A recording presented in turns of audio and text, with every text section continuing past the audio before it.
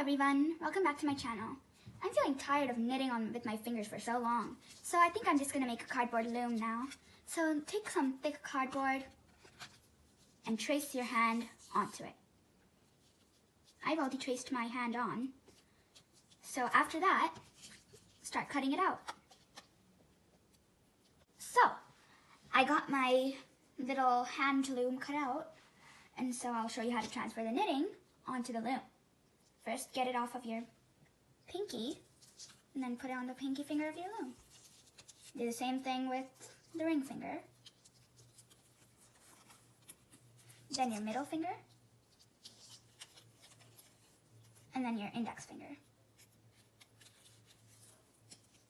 There you go. Once you're ready to finger knit with your fingers again, transfer the loops of yarn back to the corresponding fingers, like this.